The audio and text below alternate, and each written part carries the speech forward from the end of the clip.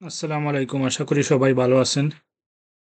এই ভিডিওতে দেখব আমরা কিভাবে জাভাস্ক্রিপ্ট ডিসপ্লে পসিবিলিটিস কিভাবে জাভাস্ক্রিপ্ট ডিসপ্লেতে বিভিন্ন আউটপুট দিতে পারে। JavaScript can display data in different ways, writing into an HTML element using inner HTML. তো এখানে দেখেন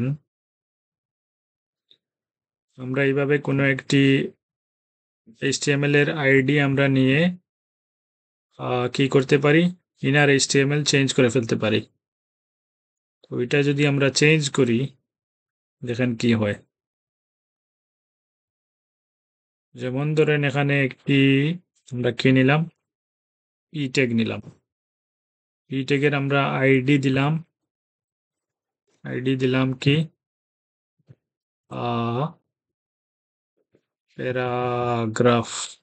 প্যারাগ্রাফ, ঠিক আছে। এখন এই আইডিটা আমরা কি করব, এখানে নিব ফাংশন থেকে, ফাংশন এখানে আমরা দিলাম অ্যাড টেক্সট নামক একটি ফাংশন নিলাম। ফাংশনের কি করব,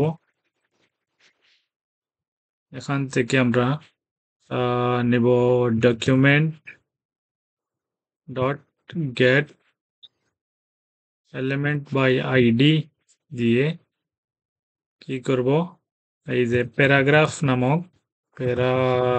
নামক আইডিটা নিলাম। তারপর এখানে দিব ইনার এইচটিএমএল দিয়ে দিলাম দিস ইজ এ প্যারাগ্রাফ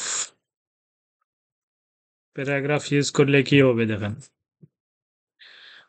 আমরা যখন এখানে একটি বাটন দিতে হবে, রাইট। তো পি এর নিচে আমরা এখানে একটি বাটন দিয়ে দিই, বাটন অ্যাড টেক্সট নামক একটি বাটন দিলাম। এই বাটনের আমরা টাইপ দিয়ে দেই, টাইপ দিব কি বাটন, এবং আমরা যখন অন ক্লিকে কি আমরা এই যে এই বাটনটাকে আমরা এই ফাংশনটাকে আমরা কল করব, অ্যাড টেক্সট নামক ফাংশনটাকে আমরা কল করে দিব এখান থেকে। অ্যাড টেক্সট দিয়ে সেভ করলাম। তারপর আমরা এখানে ব্রাউজারে আসলাম। দেখেন এই অ্যাড টেক্সটে ক্লিক করলে এখানে একটি প্যারাগ্রাফ শো করবে। এখানে দিস ইজ এ প্যারাগ্রাফ নামক একটি সেন্টেন্স চলে আসবে। এই যে দেখেন আসেনি, আমরা কোথাও ভুল করেছি দেখি তো।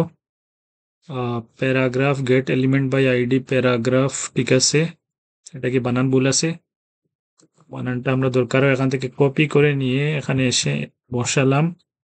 তারপর অ্যাড টেক্সট কি ঠিক আছে, অন ক্লিকে অ্যাড টেক্সট আছে, এখানে আমরা কল করি নাই। তো আমরা কি করতে হবে, ফাংশনটাকে কল করতে হবে।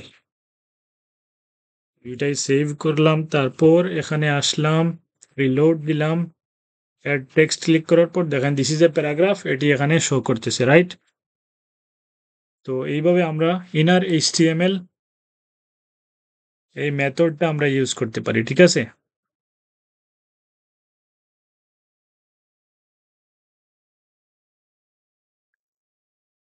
তো ইনার এইচটিএমএল এই প্রপার্টি আমরা ইউজ করতে পারি। কি দেওয়া আছে, the ID attribute defines the HTML element. এই আইডি দিয়ে আমরা এইচটিএমএল এলিমেন্টকে আমরা আনি, এবং the inner HTML property defines the HTML content. Okay, এখানে হলো ইনার এইচটিএমএল কি একটি প্রপার্টি। তো তারপর আমরা